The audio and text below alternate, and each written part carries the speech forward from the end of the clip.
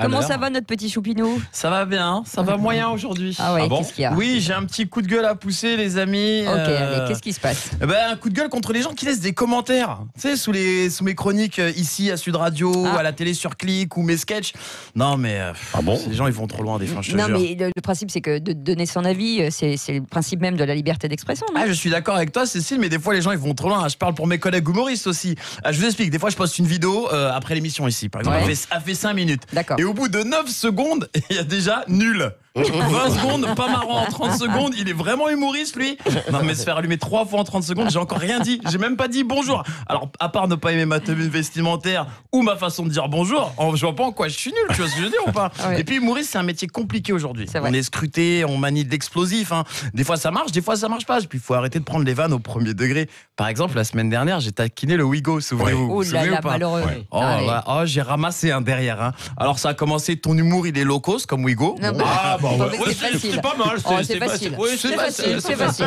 Après j'ai eu un peu plus piquant. Prends le Wigo pour rentrer dans ton pays. Ça c'est moins drôle là, déjà. Bah ouais, c'est moins drôle. Je sais quoi, mon pays, Montreuil dans le 93. Je sais pas, tu m'expliques. Ou encore, on va te fourrer le Wigo dans le cul. Alors là, heureusement que je suis second degré parce que j'ai beau être. C'est une invitation amicale.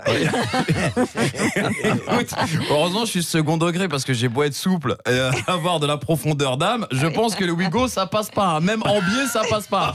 Bon, c'est un peu insolite. Insolite comme cette info. Alors, je sais pas si vous avez lu Le Parisien. Oui. Laquelle Alors, j'ai lu Le Parisien hier et je suis tombé sur une info assez incroyable. Il y a une mère de famille de 42 ans à la recherche d'un emploi depuis décembre 2018. Elle a reçu un courrier de sa conseillère Pôle emploi. Alors, en fin de droit depuis 2020, Inda, elle s'active pour trouver du boulot et là, on lui propose un boulot.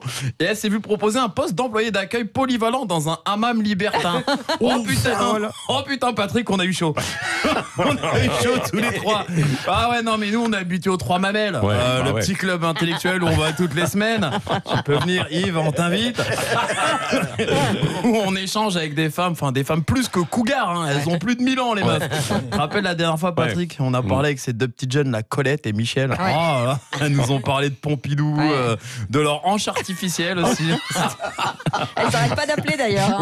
De leur téléphone avec fil. Mais moi, j'ai peur de retrouver mon cul sur Snap. Attends, la vérité, je vais vous dire franchement, moi, j'ai pas de cul. Il faut que je vous avoue une maladie, les gars. C'est rien de grave. C'est le moment. C'est quoi? Ah, mais je vous avoue une maladie. J'ai une maladie qui touche un homme sur 3. Une maladie qui touche les jardiniers, les plombiers. J'ai l'arrêt trop longue de 3 cm.